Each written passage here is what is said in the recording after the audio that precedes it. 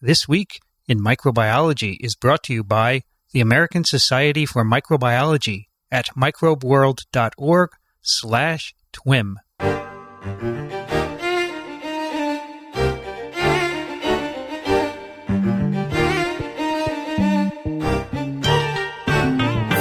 This Week in Microbiology, episode number 51, recorded on February 21st, 2013. Hello, everyone. I'm Vincent Racaniello, and you're listening to TWiM, the podcast that explores unseen life on Earth. Joining me today from Small Things Considered, Elio Schaechter. Well, how do you do? How have you been? Missed you for a couple of weeks. Yeah, I know. I've been doing this and that and the other, but I'm back. Good to have you back. Good to hear you. Sound good today. Thank you. I have a new computer, that's why. That'll do it. Also joining us today from the Medical University of South Carolina, Michael Schmidt. Good afternoon, Vincent, and everyone else. How are you doing today, Michael? I'm doing really well. It's been a good week. I got you always feel delighted when you get a book chapter off of your desk, and I finished the book chapter I had to finish, and that's sitting with the editor now. So I am in a great sense of relief. Very good. You were recently in, where is the myxobacteria guy? I forgot. Oh, I was in Iowa, at the University of Iowa, where I had the honor of giving the Dr. Sarah Pulvermacher seminar. Nice.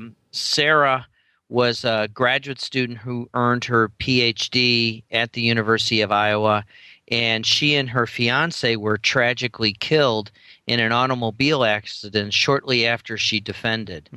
And so her family started this, sponsored this seminar series to bring in speakers from the outside, and I was the fifth speaker. They do this on an annual basis, and Sarah's parents and her sister, Meg, attend the seminar along with Meg's husband, and I received the nicest honorarium I think I've ever received for giving a seminar. Her father is a wood carver, and he carved this beautiful kitchen spoon out of cherry wood that was harvested from the family land. Nice. And so it was really very touching. The family sits and listens through the seminar, and then there's a nice reception afterwards. And I got to chat with her dad, and he comes up to me and he either paid me the best compliment or the worst. He says, "This was one of the only seminars that I really understood well." And so Good job. So I don't know if that's It's got to be good. Of course it's good. Yes. We have a special guest today joining us. She is from the Department of Biology at the University of Akron in Ohio, USA. Hazel Barton. Welcome to TWiM. Well, thanks for the invitation. Pleasure. Glad to have you on. Thanks for taking the time. I understand you had to go home to do this, huh?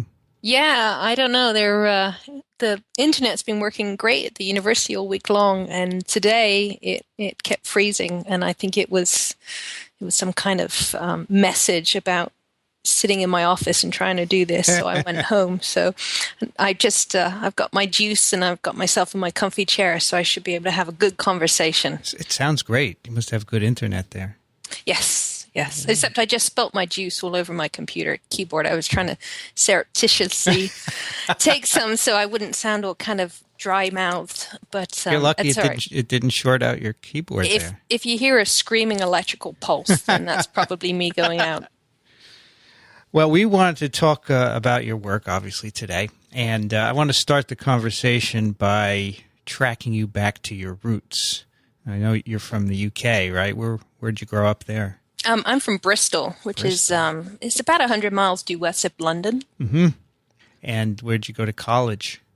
I actually went to the University of the West of England, which was the name changed to Bristol Polytechnic. So the Polytechnic institutions in in Britain are a little bit different than they are over here. It's more of a vocational degree. Mm-hmm. So I did a 4-year degree, which is unusual in the UK. Usually they're 3-year degrees. And they sent me to America to do bacterial physiology for a year. And that's actually what made me desire to come back to the US and do my PhD and do a PhD in bacterial physiology. Where did you do that? At University of Colorado at the Health Sciences Center. And then I went from there to a postdoc in Boulder with Norm Pace. So now I get to do bacterial physiology in environments, and I actually use a little bit of my gene jockey background from my PhD. So I can kind of use an approach that I learned in pathogenics to look at environmental problems, which is kind of a unique niche that I've carved out for myself. That's true, but on the other hand, this is Elio. On the other hand, I think this is a coming thing because pathogenic microbiology is only another branch of microbial ecology. That's true. People are beginning to realize that more and more that the things are not that separate. Mm-hmm. And it's really a single world of microbiology we're dealing with. But you're an example of that, so that's terrific. We talked about Norm Pace last time. We did a tribute to Carl Woese, and his name came up, right, Michael? Yeah, absolutely. When I did my graduate training at Indiana and overlapped with Norm when he joined the faculty, and the way he phrases questions and the way he helps you begin to develop how you think about the world of all biology is really pretty remarkable. I still remember. After one journal club I gave, he was asking about water. And you would think it was a very simple question, but Hazel alludes to the water coefficient in her work today. So I'm most interested in getting Hazel's take on water and the need for water and how microbes are able to do it. Norm was talking about water at 2,500 atmospheric pressure at the bottom of the ocean, and then the water coefficient associated with the water immediately adjacent to hydrothermal vents where it's extremely hot. And we were speculating about, or he was speculating, and the graduate students were cowering in the corner as to how do we answer the question. But what you quickly learned with Dr. Pace is he often would help you answer his question. One of the hard things when I was a postdoc with Norm for a couple of years is when we had lab meetings every week, you'd stand up there trembling and you knew what was coming. He would say, "What's the question?" What the question is, what's the question? And it's like, where's the hooker? Where's the thing that is going to make people understand and be excited about what it is that you're doing? And it makes you think about your science. And the thing is, if you aren't excited about your science, how can you imagine anybody else being excited about it? So it teaches you how to communicate well as well. Yeah. Did he ever talk about Carl? He did. Yes. He's got some great Carl stories. I don't think he would want me to share some of them with you, but the Carl and Norm relationship, I think, was a very special one, and I think they both enjoyed it immensely. Yeah. So we all know that you do a lot of your work in caves, and what I would like to know is how you connected caves and microbiology. Well, it was Norm, actually. So do you guys know that Norm is a cave explorer? No, I don't. I did because of my time in Indiana, at Indiana. And the person who got me interested in microbiology was my first TA in my first micro class, Kathleen Lavoie. I know Kathy, yeah. Yeah, she's an avid spelunker. Mm-hmm. And so Kathy was my first micro TA, and she turned me on to microbiology. And then she said, I was at the University of Illinois at the time, as was she, working on her PhD with Tom Polson, who is another avid caver. And she said, you got to go to Indiana if you want to do micro. And so that's how I ended up down in Indiana. Yeah, so Norm was considered not only, I it's kind of funny. I knew of two different people that turned out to be the same person, and that was Norm. I remember as a graduate student, the first time I've heard of Norm was when he published his, I believe it's Nature paper on Epilopycium fischelsoni, the huge bacterium, the one that's 2 million times bigger than E. coli. And I remember I was doing a presentation as a graduate student, and I had a friend who knew Norm quite well and said, if you've got a question, just here's Norm's number, give him a call. So I had a big chat to Norm about, this big bacterium right before my presentation, not knowing who he was or anything. But I also was living in Colorado, and I heard about this, this amazing avid caver, and he'd won the Lou Bicking Award, which is the highest honor you can get for cave exploration in the U.S. And it's, one is awarded once a year. And it was for work that he did in this deep and epically dangerous cave down in Mexico, where he actually got washed off a ledge by a waterfall, and the force of the water was so strong that it actually ripped the bolts. So you can actually bolt ropes to rock to hold them in place while you rappel down them. And the force was enough that it actually blew Norm and the bolts and threw him over the waterfall. And everybody thought he was dead. And then a couple of hours later, he just wandered into camp. So he's this epically courageous caver I heard about. And then I found out it was one and the same person. So that he got you into caving when you were there as a postdoc with him? No. I've been caving since when I was 12. I took an outward bound course in the UK, and they took us caving, and I just loved it. And I started caving on a regular basis when I was 16 as a sports elective at school. Okay. Okay. But I got the job with Norm when he moved to Boulder. I applied, and he hired me. He said he just likes the way that cavers think, and so he hired me as a postdoc. And it was Norm that got me to do the cave microbiology, because I was trained. I think this is not so much the case anymore, but back then, if you did anything to distract from your science, it was just diluting your science, and you weren't taking your science seriously. So I kept my caving very, very separate from my science to show, what a dedicated scientist I was. And Norm was the person who nudged me and said, you can go to places that very few people in the world can go, and you're a PhD microbiologist. Why don't you go look and see what's down there? Nice. So you did? I did. Well, in his lab you did, right? Yeah, actually, it was funny. I was looking at guinea pig lungs, and we were looking at tuberculosis. So you get these caseous lesions, you get these calcium carbonate lesions that form from tuberculosis.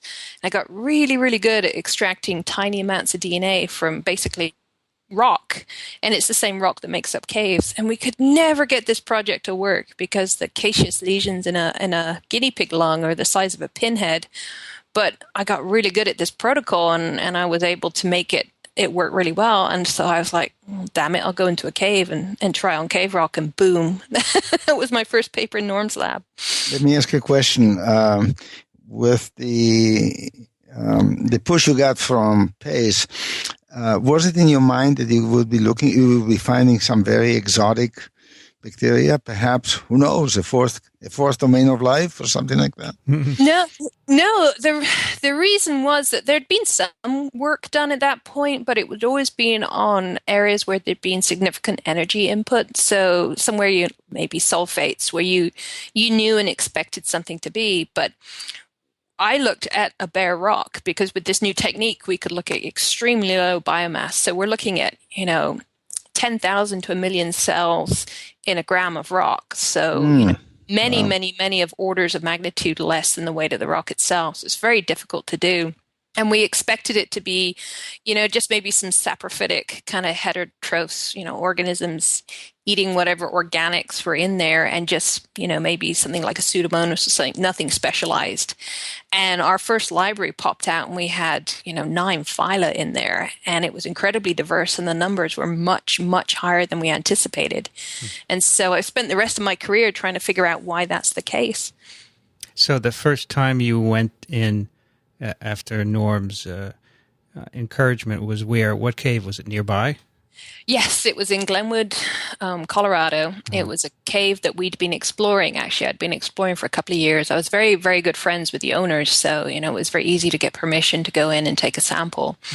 And it's it's a fairly old cave, and it was formed by a hydrothermal spring. So that means that in Glenwood, it's kind of a T-shaped canyon. You've got two canyons that intersect at a T-junction, and water gets kind of forced down by the hydrology. It's draining through the rock, and it kind of hits the top of the T, and it's got nowhere to go, and it gets forced up. And because it's coming up from great depth, it's heated, so it comes up and makes the hot springs at Glenwood, which is what Glenwood is famous for. But in the process, it's dissolving out rock, and they aren't entirely sure why that is. And that actually started me on the hypothesis of biospeliogenesis, the idea that microbes are the primary former of caves. Mm-hmm. And so this was, it just happened to be a cave that I went to. I just could take some sampling gear with me in my bag, and we just started there. So the idea initially was just to collect and see what was there, right? Yeah, we really thought it would be extremely sparse, and there would just be specialized scavengers, and there really wouldn't be anything of interest. And it was just kind of one of those, what's there, what can we describe type experiments. But it turned out to be, phenomenally diverse and interesting. What was that first paper about? It was, what was the title of it? It was Phylogenetic Assessment of Oligotrophic Organisms in a Cave. Uh-huh. So basically, using DNA to identify who was there, and oligotrophic being, oligo is small, troph to eat. So basically what's there in a very starved, I say nutrient limited because technically that's more correct, but what's there in a very, very starved environment. And then you spent the rest of the time in Norm's lab doing that sort of work rather than the guinea pigs, I guess? It was one of those things where, 90% of my time was spent on guinea pigs and 10% of my time was spent on the cave. And of course, all the cave stuff was what papers were produced. Yeah. But I have an interesting anecdote about that, actually. I was in...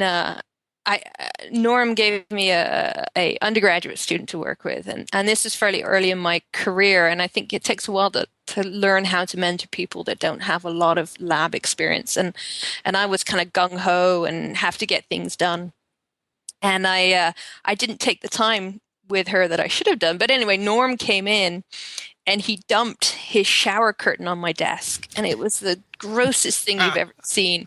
And he said, "This is disgusting. I bet there's something in this. Go take a look."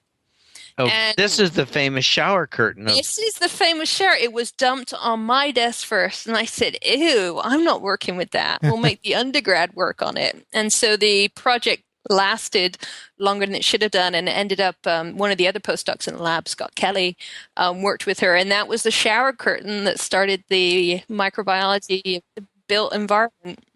Yeah, that's the mycobacterial story. Yep. Yeah. It was 80% mycobacteria. We did do a study when I was in Norm's lab prior to that, which I think prompted the shower curtain, where I helped someone find mycobacteria in their hot tub. And it was a colleague of mine, and she had she worked at National Jewish Hospital in Denver, and they had a lady that she was diabetic, and she kept getting abscesses from a Mycobacterium leprae infection, and they leprae, my God, leprae, yeah, not leprae. I'm sorry, Mycobacterium avium. I'm sorry, that's already better. Yeah, that's much better. Quite a bit different, yeah. But she was getting these horrible, horrible abscesses. And so they thought maybe she was getting it from the shower. So I went and I extracted from her shower head and took a look at that and couldn't find anything. And then she said she had a hot tub. And I said, "Well, can I look at the hot tub?" I scraped around the edge of the hot tub, and there was nothing there and everything. And I said, "Well, can I look at the hot tub filter?" And they're like, "Sure." And they'd never opened it. And they pulled this hot tub filter out, and I reckon it had the biomass of a pork chop in there. Oh, God. And it was almost pure culture of Mycobacterium avium in this hot tub filter. And we were unable to get a culture of the original abscess material. And so we were never able to publish because we couldn't do cause and effect without the original abscess material. And as soon as we discovered where the Mycobacterium avium was coming from, they, bleached everything and changed the system to a UV radiation system, and she never had another abscess, which is which is great for her, but it meant I didn't get to publish. Neat. Yeah, it was amazing working in Norm's lab. The things that you were asked to take a look at, and you'd always be like, "Oh, really? I don't see the point." And it was fool you if you didn't take advantage of things when they were dumped on your desk. So after Norm's lab, did you go off to your own lab after? No, I went to work for John Roth, who's now at UC Davis. Did you? My goodness. Yeah, so I've got What quite a a pedigree. you have. Yes, and that was a fantastic experience. John and Norm are very similar in very opposing ways. Norm is kind of, worldview. Everything needs to be done with DNA. You don't culture anything. Culturing is a waste of time. John is if we can determine the exact mechanism and the physiology through cultivation, what's the point? And I think it was a fantastic foundation to build a microbiology career on, because I can look at things from two sides. I absolutely believe you have to culture if you want to describe something in the environment. And a lot of what we see, we can say, well, this organism likely does that based on the fact that we find it on its genetic sequence. But if you don't have a cause and effect, I think that some of these arguments are diluted. So what we do now is we pull those specific organisms out, and we actually physically show they're doing things in the environment that we predicted they would. What did you do in his lab? I worked on Salmonella, strangely enough. Tetrathionate. So actually there's a really interesting paper that John was involved in. So one of the things that Salmonella can do is use tetrathionate as an electron acceptor, and that's one of the reasons you can generate hydrogen sulfide, and it's a test to identify Salmonella in the lab quite easily. You get put some filter paper. Yeah, with some iron in there, and you get the iron sulfide, and it turns black, and it's really easy to spot it. Well, no one's ever really been able to figure out why. And so I did some environmental work showing that Salmonella can actually survive long-term in the environment if there's sulfates in the sediments, because it can use the tetrathionate. But they recently did, there was a paper they did, it came out in Nature, showing that Salmonella can actually induce reduction of sulfate down to tetrathionate within the human intestine, and use it as an electron acceptor to promote growth over all other species. Right. And it's very altruistic. 10% of the population uses their type 3 secretion mechanism to inject, and you recruit inflammation, and then the inflammation actually facilitates the conversion of the gas that our cells, the human cells, make to convert the thiosulfate, and then the Salmonella does the wonders of thiosulfate to tetrathionate. And of course, boom, once it has the tetrathionate, you get the bloom. And we had a couple of TWiMs on that very topic. It was such fabulous really work. elegant. Yeah, we had Andreas Baumler on at one of the GM meetings, and he talked about his work in the gut involving that was pretty good. Yeah. So fabulous stuff. You didn't go into caves while in John's lab, or you probably still did, but you didn't do it for work? Just for fun. It was my first position when I was, when I was writing up what my research goals were in a new position. That's when I decided to go full bore for cave microbiology, and it really did pay off. I was able to get an NSF Career Award to really help drive that, and so it's been very, very productive. That's a good way to put it, full bore into cave microbiology. Is that when you went to Kentucky then? It was, yeah. And then you did only cave stuff, is that right? Yeah. It seems like, yes. I would say as long as the word cave was associated with it, it seems like it's kind of like I'm a jack of all trades. I would consider myself a master of bacterial physiology, but I've learned, one of the things with being a caver is that you get to hang out with a lot of people who are really interested in caves. And you tend to get a lot of geologists. So a lot of people you go caving with that are PhD level geologists who got into geology because they love caves and being in caves. And, the natural follow on from that is that you understand how they form. So you become a geologist. And so I spent 25 years hanging out with PhD geologists for fun, and you pick a lot of things up. So, somebody would be doing an experiment and I'd be, well, why don't you do an XRD or an EDX or, half a dozen other geochemical analyses that tell you a lot of information. And microbiologists don't even know some of these techniques exist. So that, when I say master of none, it's because I'm dabbling in all these geosciences and all this geology, but I don't know if I'm entirely sure of what I'm doing, but it seems to be paying off. People like some of the ideas we're coming up with. So what was your, when you started your lab, what were you trying to do by doing cave microbiology? What was the goal? Hey, and what was the question? The question was, what's driving diversity? Mm-hmm. So, you've got an environment where you may have 10,000 different organisms, mm-hmm. actual different cells, but you're looking at over 2,000 species. One of the things we've done, and actually that was what I was doing this morning, was working on this paper, is we did some work in Wind Cave in South Dakota. And Wind Cave, it's one of the longest caves in the world. It's over 140 miles in length. But it's bounded, it's a mile square, so it's a mile on either side. So if you can imagine a bowl of spaghetti dumped on the floor in a pile, that's what the cave passages of Wind Cave in South Dakota look like. But take that bowl of spaghetti and tilt it at an angle of about 30 degrees, and you kind of get this slant that goes underground. And what the cave does is it actually intercepts the water table. So you can actually go in through the entrance of the cave and walk your way down almost 700 feet and look down on the water table itself. And there's not many places in the world where you can actually access a water table without drilling. You can access it where a spring comes out. You're looking at the top of the aquifer, the water table there. But to actually walk down in the middle of a large piece, massive piece of rock and look down on the water table is very rare. And they have these lakes in the cave. And they're permanent lakes. They're literally the top of the lens of this aquifer. And we decided to do microbiology on it. And that was that took 3 times. So just to imagine, it takes 4 hours of traveling to get to the sampling site. The sampling site, thank you.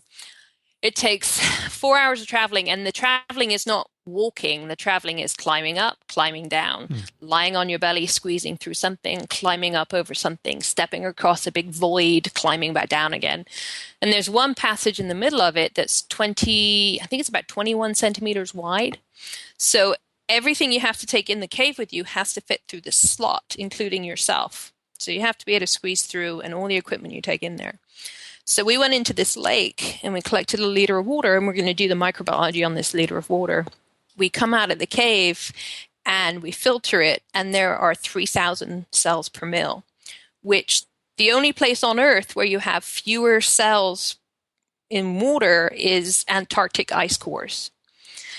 So we were like, it's very difficult to extract DNA when you only have, a few thousand cells. So we went back in, and it took 2 attempts. And in the end, we had to filter 200 liters of water from this lake in order to get enough cells to do DNA extraction. Did they let you put the water back into the aquifer when you filtered it in situ? Yes. So they you didn't have to, move the water someplace else and let it naturally percolate back into the aquifer. No, it would have been, there was nowhere it could have gone but back into the lake. And so everything had to remain sterile, so we weren't introducing anything. And literally it was almost like a horseshoe lake. So we had a big rock in the middle. So we would actually have the pump in the middle, and we'd suck up on one side and dump it in the other. So we weren't diluting our own sample. And what made this challenging to do is because there's a lot of clays and sediments in there, is that we kept blowing filters up. They'd get so much back pressure on the filters that we'd actually explode the filter trying to do this. This is a tangential filter, I imagine, right? No, we weren't. We were trying to do that, but it kept getting blocked by the clays. In the end, we ended up having to create. We used a peristaltic pump and kind of sucked through a filter as opposed to trying to blow through a filter. And so we had to float the filter just below the surface in a container so the water could go in and not, we wouldn't lose our sample back out.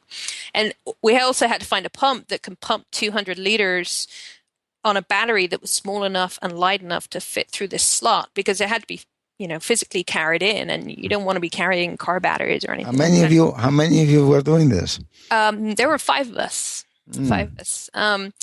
And so anyway, we eventually managed to get this, and we did. So this is incredibly low biomass water. I mean, the only place on Earth where you have fewer cells are these ice cores above Lake Vostok. Mm-hmm. And we did the 454 sequencing on it, and we had 12,000 species on what we isolated. Wow. And it's like, one each? Yeah, and one it's cell even, each.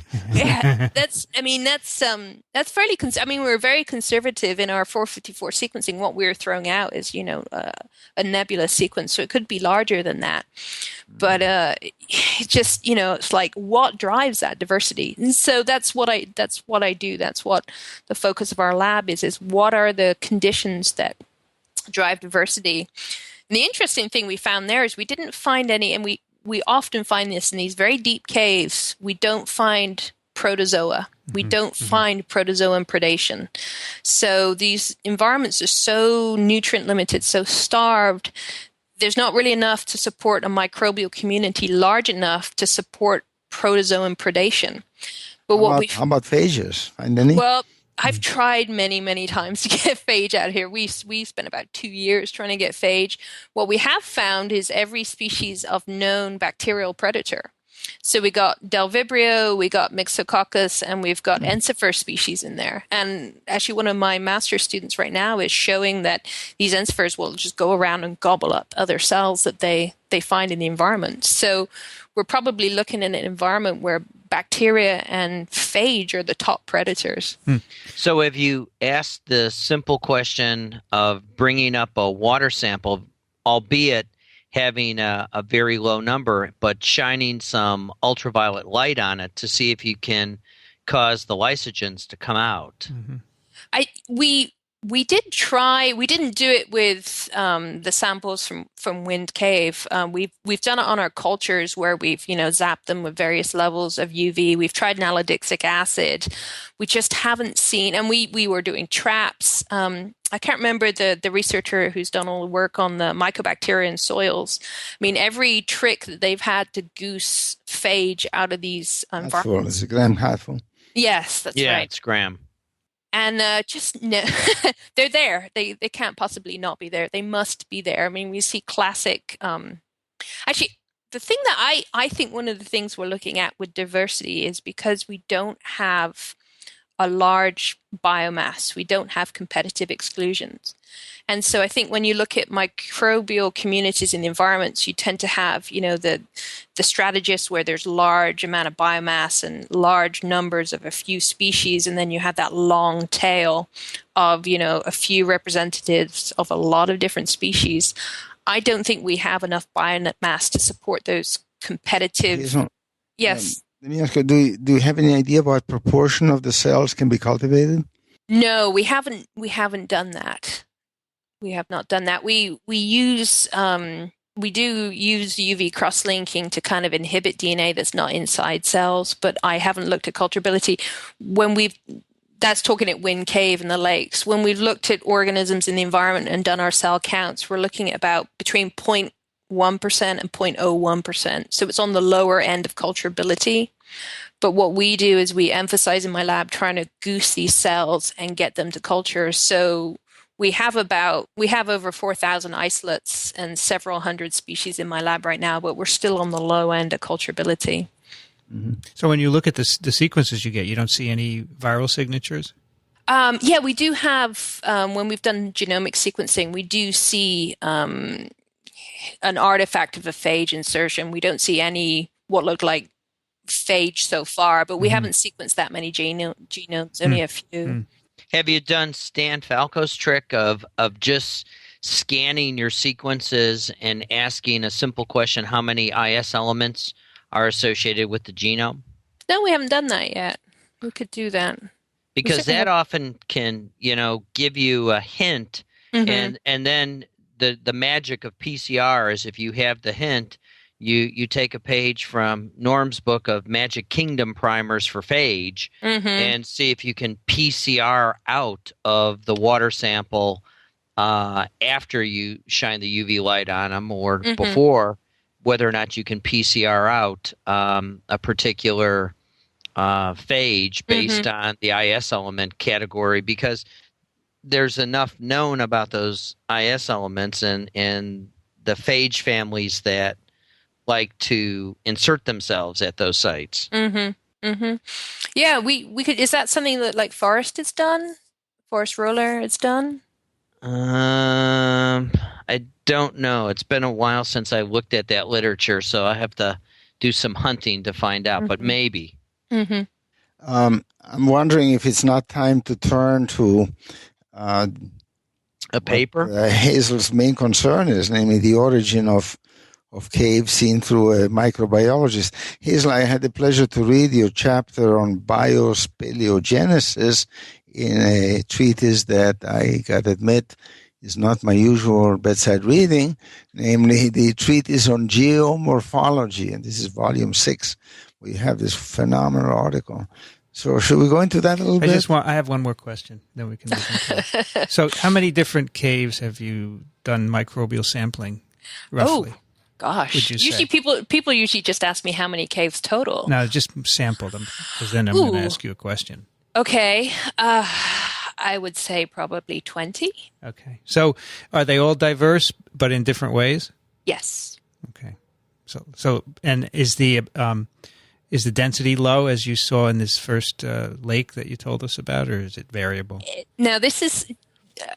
I'm going to give away a secret here. Did you guys remember Ed DeLong's paper about how archaea become more dominant the deeper you get in the ocean? Yeah. Yeah, that looks pretty good in terrestrial environments, too. Okay. Interesting. All right, Elio. Well, I'll ask the first question about biospeliogenesis. How do the geologists view this? I thought that this was one of the best written chapters on microbial physiology I've read in a long while. This is basic reading for every entry-level microbiologist. It really gives you a sense of how rich our discipline is in terms of physiology, talking about redox chemistry, the role of central metabolism, things that eat 2 carbon compounds and the struggles they have with the Krebs cycle. And so your central treatise is the microbes make caves.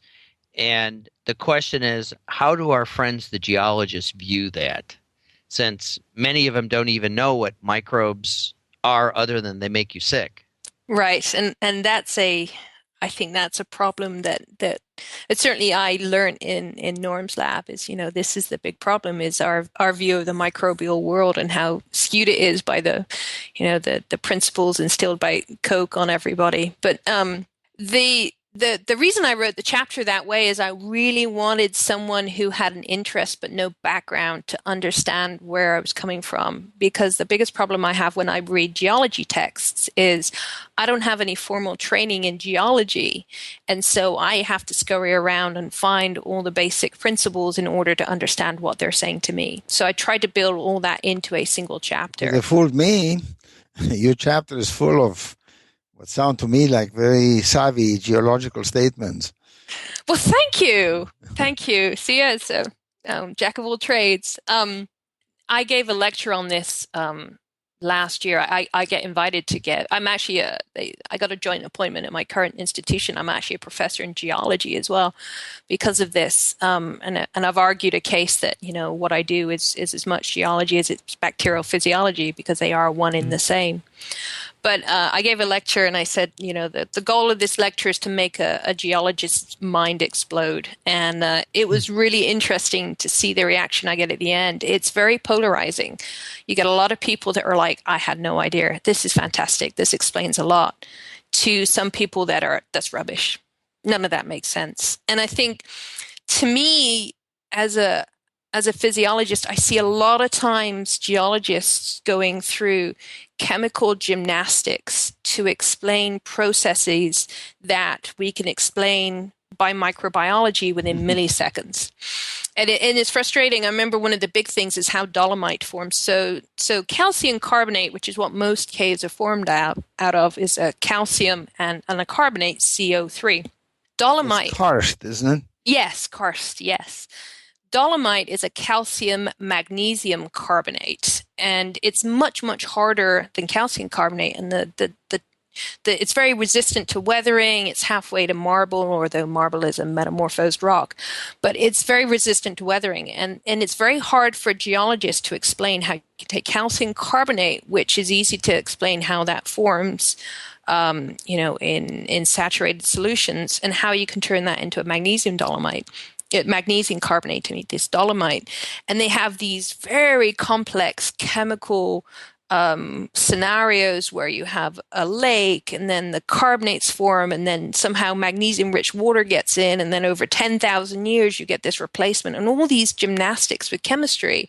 Whereas if you add, calcium, magnesium in ratios with carbonates in the culture in the lab, microbes will make it within a week. And that was a science paper about 10 years ago, and I was like, oh my, I wonder what else they could do. And about the same time, they were realizing that some of the big caves in the Guadalupe Mountains of New Mexico, such as Carlsbad Caverns, were made by hydrogen sulfide rich gases that are seeping upwards. So most people think of a cave forming from rainwater on the surface, making a weak acid that dribbles down. These caves out in Carlsbad in New Mexico were being formed by hydrogen sulfide gas kind of oozing up. And there's a big oil and gas field there. There's lots of hydrocarbons. There's lots of sulfates. So, of course, if you have that mix, you have microbes that can use sulfate as the electron acceptor, and then off you go. You make hydrogen sulfide gas. Excuse me, Hazel, what's the origin of the sulfate? The sulfates there, it's an ancient sea. So it's the precipitate from an ancient sea, and there's a lot of salt mounds out there from when the sea dried out, and then you had rock build up on top of that. And so, anyway, it was about the same time that Diana Northup and Penny Boston were doing the work down in Villaluz, which is a cave down in Mexico where they get the snottites and the dripping sulfuric acid, and you can see these extant microbial processes producing these gases. And so my idea was, how can it be an entirely inorganic process of having these hydrocarbons that are a good source of energy and carbon, and sulfate, which is a good electron acceptor? How can you have all this happening and microbes not taking advantage of that to produce the hydrogen sulfide? And that's where the whole idea of biospeliogenesis, the idea that microbes themselves are driving these chemistries that ultimately lead to the formation of these caves. Microbes are miners, right? Yes. Yeah. And even it's even a simple thing. I mean, everybody will go to a cave and have the tour of the cave where they say, rainwater percolates through soil and picks up dissolved carbon dioxide to make a weak carbonic acid, kind of a little bit like a soda.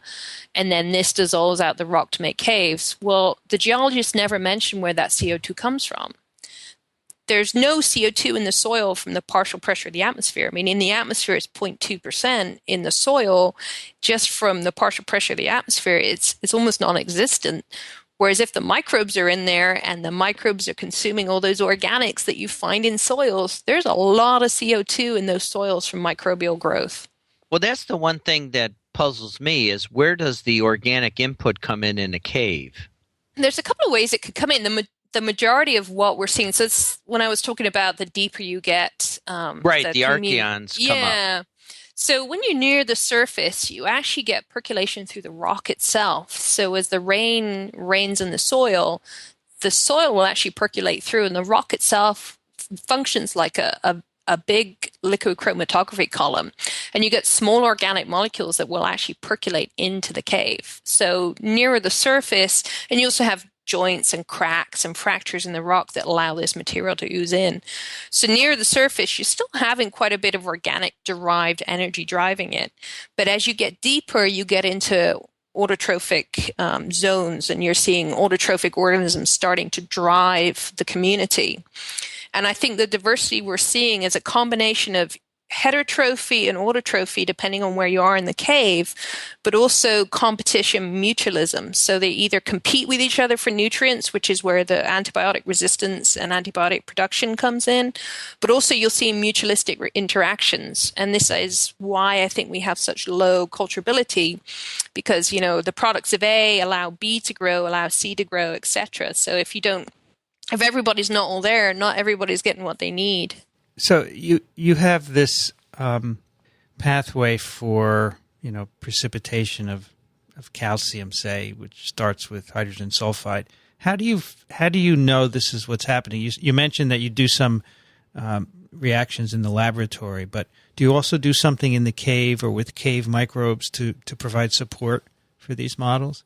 Well, that's where so a lot of what we're doing is directly in the cave. So yeah, we actually try to get the microbes in the lab to repeat what they're doing in the cave. So one of the big studies we're working on right now, and I alluded to in the chapter, the chapter I wrote on Biospeliogenesis, is iron caves in Brazil. Okay. So we just were working with Brazilian researchers down there to culture the microbes and show that they're actually dissolving out the banded iron formation that the caves are in. So yes, it's very much looking at the geology, coming up with a method that the microbes can use to drive that geology and that dissolution, but then physically showing that those processes are actually happening in real time in the lab. Of course, bacteria are used for mining copper and tin, so it sounds like these could be used for mining iron. Yeah, well, actually, the caves Is that used at all? Well, the caves down there are always associated with these high quality ores. So Brazil, the reason the economy is going gangbusters right now, and they got a 10% GDP growth rate, is that the iron ore they have there in places it's 61% iron by weight. I mean, you don't have to do anything. You just grind this stuff up and melt it, and you can make steel. And it's always associated with these caves. So one of the things we're looking at is whether the microbial dissolution in the caves helps to remove a lot of the impurities from the banded iron formation that ultimately lead to the enrichment that creates these very high, very valuable ores. I mean, these ore beds down there are worth trillions of dollars. It's crazy. You mentioned in this chapter ways of tracing the origin of elements. Mm-hmm. So can you explain that, how that works? So you give different delta values, for example. Oh, yeah, the fractionation. Yeah.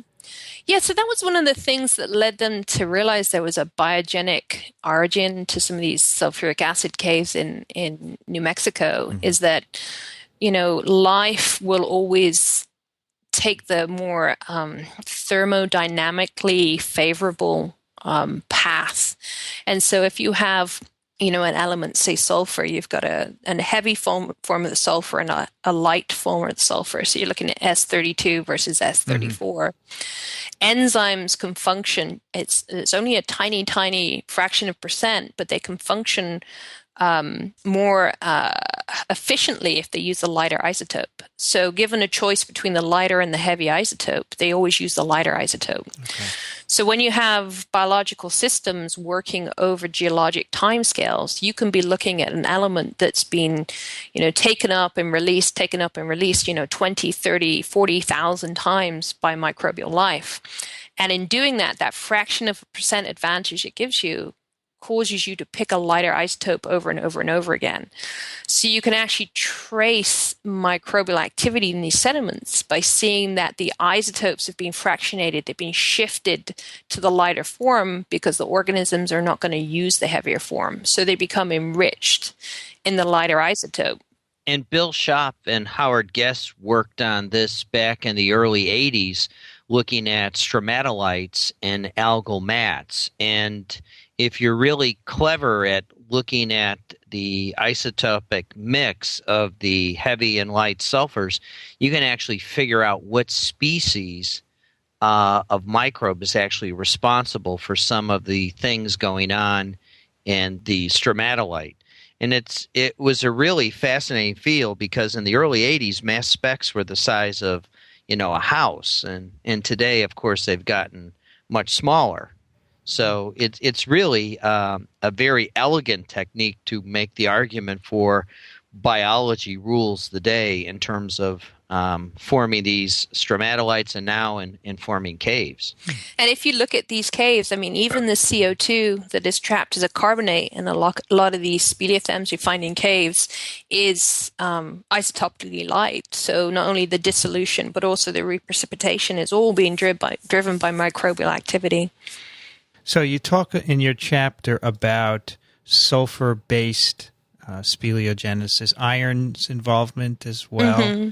Calcium. Are there any other processes that are microbial based? One of the ones we've been looking at is silica dissolution, and so these are in the Tupui caves in Venezuela. And this was a great place to take some undergraduates to. I took a couple of undergraduates there in 2007 to study these caves, and they'd never, traveled to South America. One of them had to get a passport to come on this trip. They'd never left North America. We get down to Venezuela. It's kind of like the Wild West down there.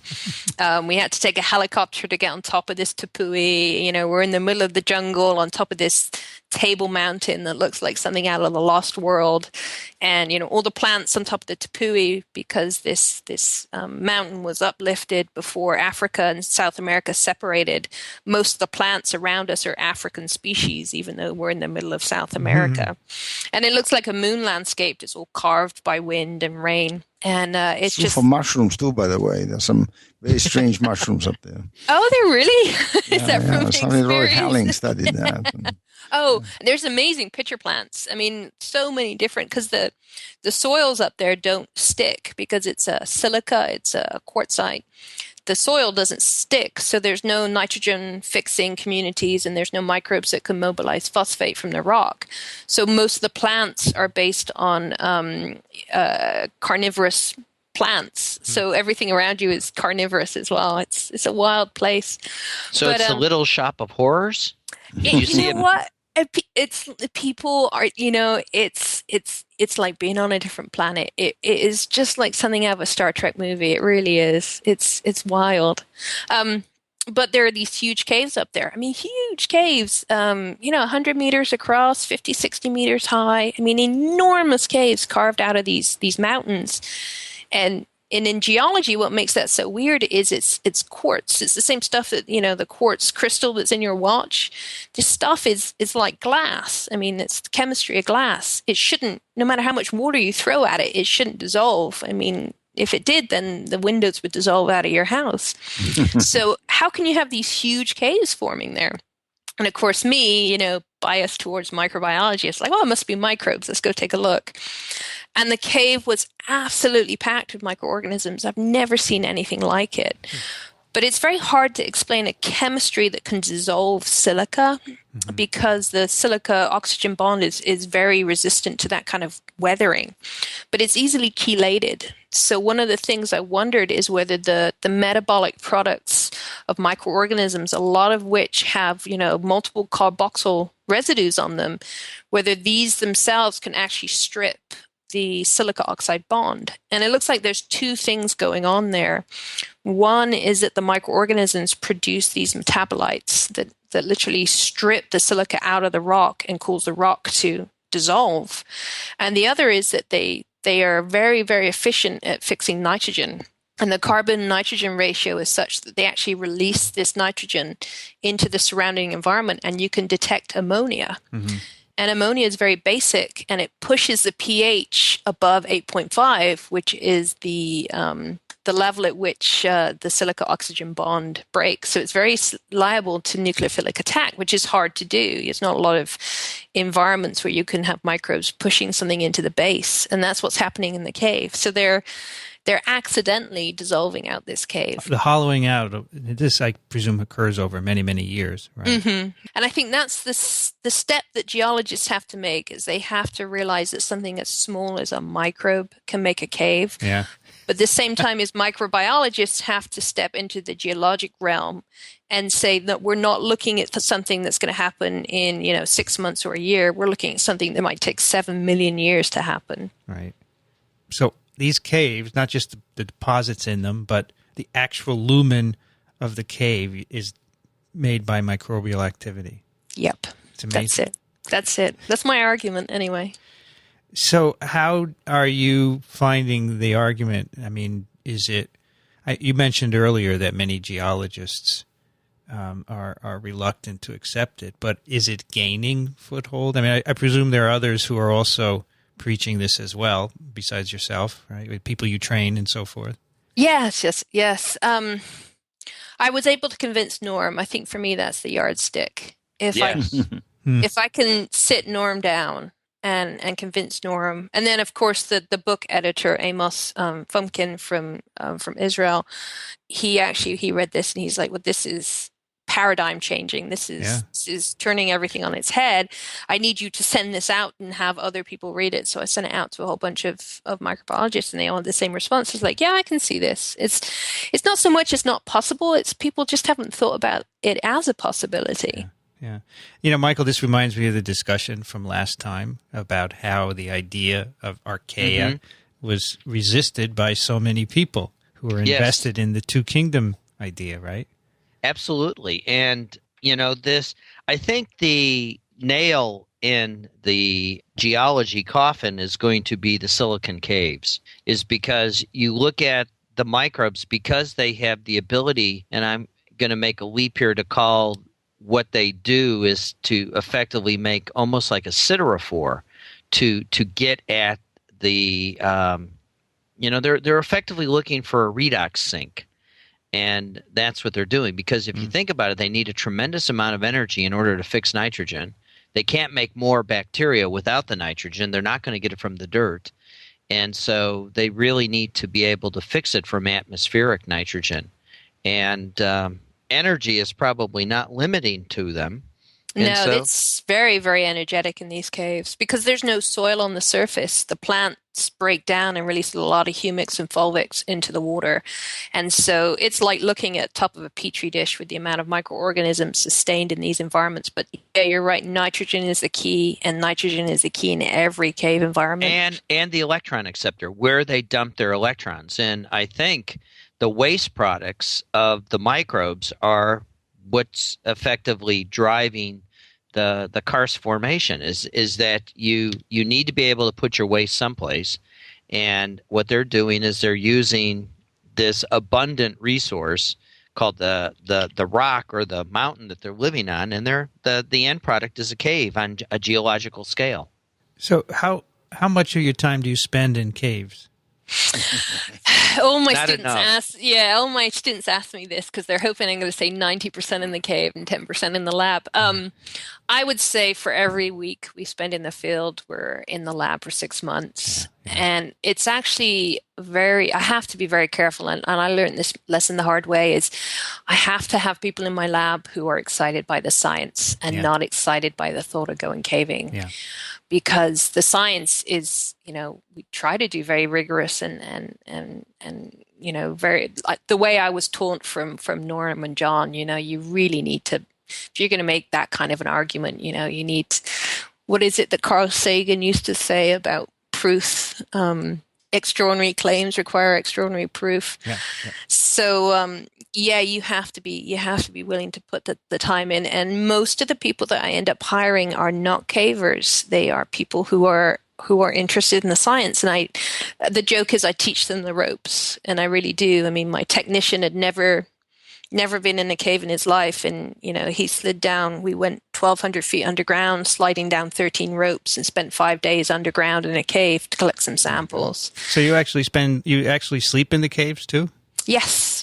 Remember, it's a long time in and a long time out. I was wondering about that. Yeah. When we're doing some of these sites, because of the weight of the science equipment, it's just not possible to pop in and pop out.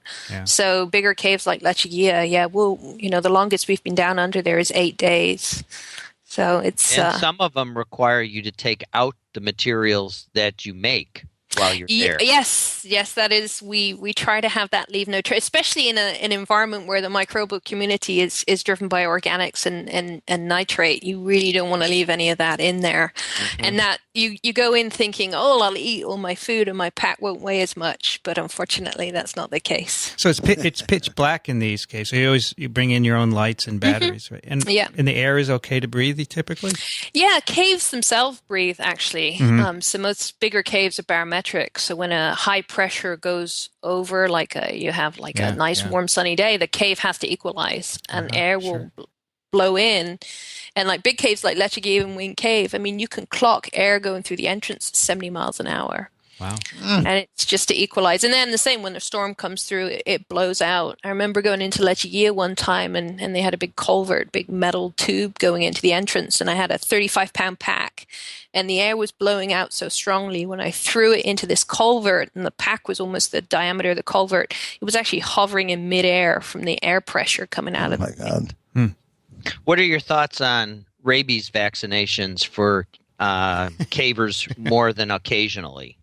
I don't think so. We see a lot of bats in caves, and most of the time their bats are really inquisitive and they're checking you out. Especially they have very good eyesight, so they rarely get to see their environment lit up. So they'll follow you around and look at things. But most interactions you have with a bat, it's usually the bat following you around in the cave, checking you out. If you go into a bat cave, a cave that has maternity colony or in a hibernaculum, obviously rabies is spread in the urine. So, if we're doing anything in an environment like that, then I pay for my students to get their rabies vaccine. Do you think there are caves on Mars? Oh, there are. Yeah? Of course. And they're made by microbes then? No. Watch it. I'm just asking. Well, there's lava tubes for sure. We've got a lot of photographic evidence of lava tubes on Mars. I think there are subsurface aquifers on Mars, and if there was life on Mars, I think it probably retreated into the subsurface. And I think there's enough work that's been done by many, many labs now to show that microbes don't need an oxygenated atmosphere in order to make a living. So I think if Mars was wet and warm before the Earth and then life evolved there, I think it's probably still there, just underground. Would you like to go and check it out? Oh, yes. You would spend 8 months getting there and all that? Yeah. Really? Yeah. Oh, absolutely. In a heartbeat. There wouldn't even be a question. You could catch up on all your reading that you've been meaning to do. And all the papers I have to write. Wow. That's fun. You have been, I would say you are, for a microbiologist, you're quite a media darling. You've been in this IMAX movie, right? And you've been all over Sports Illustrated, Forbes, National Geographic, NPR, BBC. So when these big news sources interview you, I mean, are they mainly interested in the caving, or do they get the microbiology part? It depends on who you're dealing with. It really is. A lot of times it's the gee, gosh, golly, how often have you almost died in a cave? Right.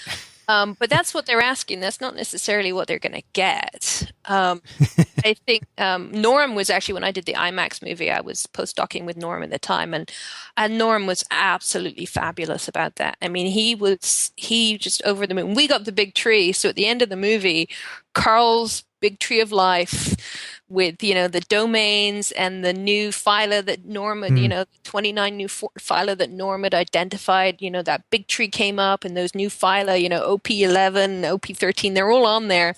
Norm and I got that in. So Norm and I became scientific advisors on the movie, and we really, really pushed. And Norm was, if we want to do what we're doing, we need to help people understand. And I think Norm has always been a fantastic communicator of science, and I think he's always been great at getting people who work for him to understand the importance of that communication. And, it was intimidating going into this, and, I really felt that Norm had my back on it, because, I turned to him a lot of times and saying, they're trying to get me to do this, they're trying to get me to do that. How do I deal with this? And, he was always there for me, and he really helped me navigate that. And it was a pretty powerful lesson to learn, actually. And I'm really glad Norm was there for me at the time because I needed that. I was a postdoc. I was fairly naive, and I was all excited. I get a ticket, a free trip to Greenland. I mean, like, yes, without thinking about the consequences. So Yeah. I'm very fortunate that way. But were you able to get a microbial message across? I think we did. Yeah. Not the one I wanted to get across. They were really interested in it's actually a little bit about how life reflects fiction in Right. that really wanted to have a pharmaceutical angle, that we were going after these drugs.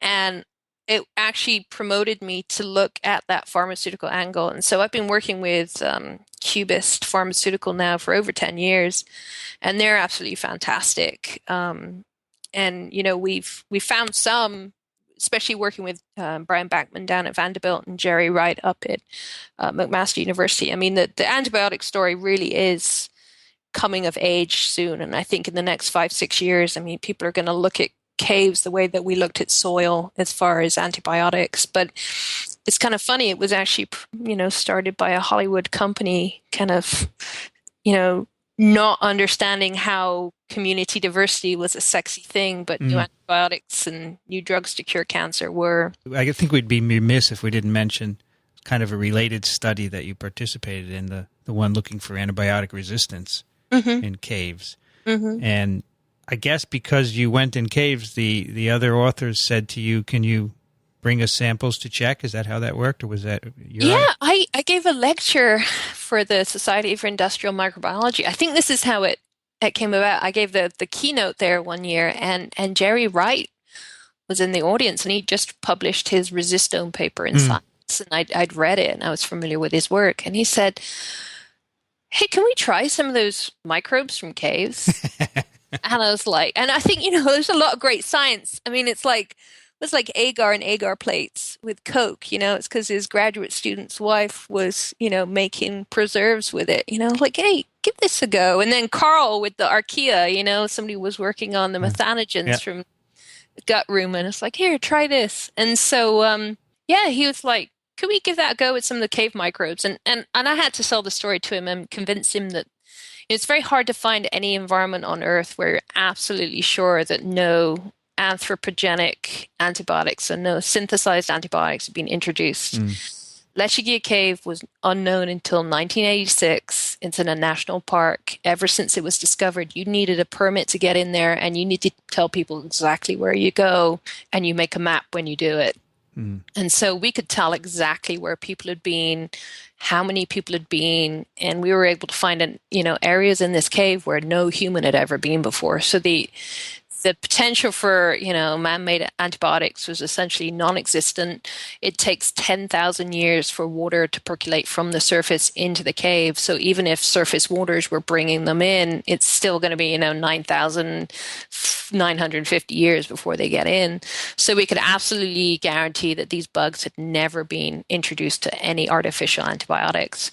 And yet we just took 100 bugs. We've got a huge culture library from this cave, but just 100 random grab bag of bugs were resistant to virtually everything we use in the clinic these days, apart from vancomycin. That was the only one we didn't find resistance to. Amazing. Well, that requires a whole new cell wall manufacturing facility, if you think about it. And the others are single hit events that were effectively the daptomycin, the macrolide that you saw. So the daptomycin was the weird one as well, because we worked with Cubist, and it's Cubicin, and they were like, oh yeah, you can't get resistance to this, and we're like, 80% of our gram positives are resistant, and we found a new method of resistance as well. But I actually think that's an exciting thing, because I think it's the same with augmentin, where you inhibit the inhibitor, kind of have a head start of what the inhibitor is going to be of daptomycin, so we can make an inhibitor of the inhibitor. So did you go to this cave specifically for this study, or did you use cultures that you already brought out before? We had gone specifically for these cultures because it's something that Elio touched on earlier, what is the culturability? And my goal from the very beginning, I think, coming out of John's lab, is to try to get everything to grow. In theory, everything is going to grow. And I think actually that the fact that majority of them are actually archaeas. Well, we can't get most of them to grow, but that was my initial goal. So we would be, we'd done all the controls to make sure we didn't have any contaminants, and we had these things, and I still have to write it up. We've been trying to do some 454 data from these environments, but the cell numbers are so low, it's been painful getting the DNA out. But that was what the original study was for, and then Jerry's right there, and it's like, can we give him a go? So it's right great. time, place. Yeah, that's great. That's a great story. So how would you advise someone who wants to do this? Is it a hard profession? Funding is tough for everybody these days, but I would guess it would be really tough for your area as well. Do you discourage people, or do you encourage them? What do you do? I try not to encourage my students to do cave microbiology. I try to encourage them to learn techniques in geomicrobiology and microbial physiology. I don't think there's enough bacterial physiologists being trained these days. It's not a fast, sexy field to be in, but I think some of the answers we can come up with are pretty profound. I think that the trick, and this is something that Norm taught me, is that if you have, we often talk about diversity in science, but nobody really defines what strength diversity brings to science. And certainly when I was in my graduate work, I had a fantastic graduate advisor, but just like I said, my caving was a distraction. Caving distracted me from getting my science done. And if I wanted to graduate, I needed to not go caving, and I needed to concentrate on science. Whereas Norm could see it as my caving opened up a new frontier for science. And so when we talk about diversity, I think people can bring their interests and their non-traditional learning into the scientific field. Right. So, I was able to bring caving, maybe a little bit of geology. Other people might, have a question about the impact of, microbiology in indigenous populations, or whatever your interest is and the thing that excites you, you can bring that into your science, and that creates a unique niche that you can exploit. And so we're starting, I've got, I recently learned to paraglide, and so one of the things I've thought about, with paragliding is you can kind of sail up to the base of a cloud and kind of flap around in the base of a cloud without having any mechanized materials that could introduce contamination. So I wonder if you could sample a cloud that way. Sure. just things like that, it just opens up new realms, and as long as you have good science and you can see where the questions are. That's the trick I learned from Norm, is there's got to be a question there. You can't just do a comparative study and say this is this and this is that. You got to understand why. So, I think, bringing your interest and your excitement, as long as, like I said, the science is the driver, then I think there's definitely a lot of places to be explored in science and microbiology right now. Elio, do you need to go? Yeah, I'm sorry. But Hazel, this was wonderful, really terrific. I'm so glad I was part of it. Well, thank you. I'll see you at ASM. Thank you. Bye-bye. Thank you, Elio. Small things considered. I have one more question. So let's say a postdoc came to your lab and said, I really want to learn, all the physiology that and get really good at this, but I want to go up to a cloud and sample the microbes there. Would you let them do that? Yeah, I think so. Yeah. So it depends. It depends on the funding, how they were funded. Obviously, there are federal limitations on what we can do. But Norm let me do that. I think it's important to let people bring their personality to their science, as long as the science is good. But I maybe the 10%, 90% model is a good one, where it's 10% pursue what could eventually ultimately be your career, but 90% of it needs to be paying the bills. Yeah. And you got to stick to your knitting. You really do. Yeah. You have to publish the papers, and you really need, the most important thing is to really learn how to ask the question. Mm-hmm. Mm-hmm. Because at the end of the day, we're dependent upon our patrons, and our patrons are worried about, so what good is this going to do for us? It's the always what's in it for me question. Mm-hmm. And that's unfortunate, but if you can, have that happy marriage between the passion for the collecting of the samples and, really pursuing the science, it's really neat. I think one of the things I found most intriguing about the work was the notion of how you introduced, if you will, the microbial pangenome of the cave. And you could almost compare and contrast the pangenome of the microbes that you saw in the cave and contrast them to the pangenome that, from the human microbiome, and ask, what genes are present, what genes are absent. And this is especially important, I think, when you begin to consider things like antibiotic resistance and some of the other things that we're going to really need to understand in order to, extend the shelf life of the antibiotics that we have currently in the market, because it's getting really expensive to take a drug to market. And so we're going to have to think cleverly about the drugs we have and how to optimize them, and whether or not the cave microbiome can help us understand that. And, just looking at genes that are there, or maybe they can point us in the right direction, will really help us bring the antibiotic revolution or renaissance back to our discipline. Hazel, how many other labs do what you do, roughly? Cave microbiology labs. Yeah. In the U.S., I think it's 6. Mm-hmm. They're primarily geology labs, so they're usually in geology programs. Right. So it's more looking at microbe and mineral interactions.